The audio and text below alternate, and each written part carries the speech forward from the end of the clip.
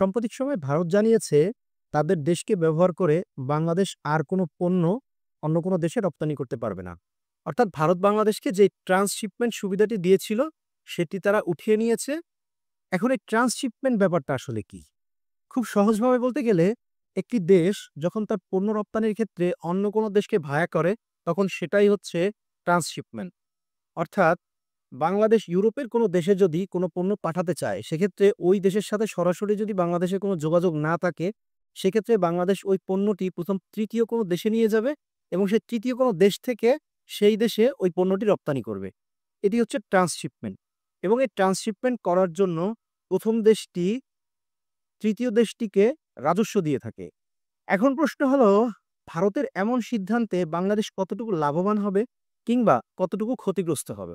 মূলত ২০২০ সালের ২৯শে জুন ভারত বাংলাদেশকে এই সুবিধাটি দিয়েছিল, যেটি ২০২৫ সালের ৮ই এপ্রিল প্রত্যাহার করে নেয়। ভারতের ট্রান্সশিপমেন্ট ব্যবস্থা প্রত্যাহারের ফলে বাংলাদেশের স্বল্পমেয়াদে ক্ষতি যেমন হবে, তেমনি দীর্ঘমেয়াদে বাংলাদেশ কিন্তু এই সিদ্ধান্তের ফলে ভারতের এই সিদ্ধান্তের পরে বাংলাদেশ কিন্তু লাভবানও হতে পারে। এখন এই সিদ্ধান্তের ফলে, এই প্রত্যাহারের সিদ্ধান্তের ফলে বাংলাদেশ মূলত কি বিষয়ে ক্ষতিগ্রস্ত হতে পারে? বাংলাদেশ মূলত কয়েকটি বিষয়ে ক্ষতিগ্রস্ত হতে পারে। রপ্তানি ব্যয় ও সময় বৃদ্ধি, লজিস্টিক বাধা, ভূবেষ্টিত দেশসমূহের সাথে সরাসরি বাণিজ্যে বাধা ইত্যাদি। ভারত যেহেতু তাদের ট্রান্সশিপমেন্ট বিষয়টি বাংলাদেশের উপর থেকে প্রত্যাহার করে নিয়েছে, সেক্ষেত্রে বাংলাদেশকে এখন একটি বিকল্প পথ খুঁজে নিতে হবে, যেটি অত্যন্ত সময় সাপেক্ষ এবং ব্যয়বহুল একটি প্রক্রিয়া। অপরদিকে ভূবেষ্টিত যেসব দেশ রয়েছে, যেমন ভুটান, নেপাল ইত্যাদি দেশসমূহে বাংলাদেশ যে ধরনের পণ্য রপ্তানি করত, সেগুলি মূলত ট্রাকের মাধ্যমে রপ্তানি করত। এখন এই ট্রান্সশিপমেন্ট জিনিসটা বাতিল হওয়ার কারণে বাংলাদেশ এখন আর সড়কপথে সেসব দেশে সরাসরি পণ্য পাঠাতে পারবে না, যেটির জন্য তাদেরকে আকাশপথ কিংবা অন্য কোনো পদ্ধতি অবলম্বন করে পাঠাতে হবে।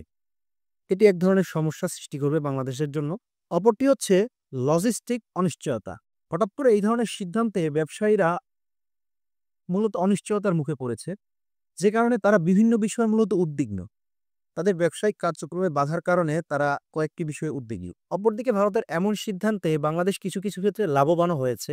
যেমন ভারতের এই সিদ্ধান্তটি বাংলাদেশের কূটনৈতিক একটি হাতিয়ার হয়ে উঠতে পারে এবং এই ইস্যুতে বাংলাদেশের বিভিন্ন দেশের সাথে অন্যান্য বিষয় নিয়েও আলোচনার একটি পথ তৈরি হতে পারে। ভারতের এমন সিদ্ধান্তের ফলে বাংলাদেশ ভারত নির্ভরতা কমিয়ে দক্ষিণ পশ্চিম এশিয়ার বিভিন্ন দেশের সঙ্গে বাংলাদেশ তাদের বাণিজ্য সম্প্রসারণের ব্যাপারে আলাপ আলোচনা করতে পারে এবং বাণিজ্যের পথ খুলতে পারে।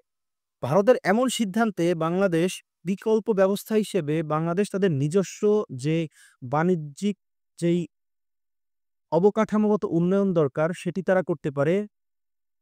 পাশাপাশি বন্দর ব্যবস্থার উন্নয়ন করতে পারে। যেমন যেসব বিমানবন্দর এখনো চালু হয়নি বা যেসব বিমানবন্দর অতীতে চালু ছিল কিন্তু এখন বন্ধ রয়েছে, সেসব বিমানবন্দর চালু করতে পারে।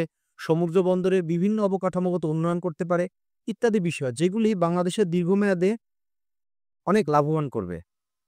আজকে এ পর্যন্তই। দেখা হবে লার্নিং মোড়ের অন্য কোনো ভিডিওতে। ততক্ষণ লার্নিং মোড়ের সাথেই থাকো। ধন্যবাদ।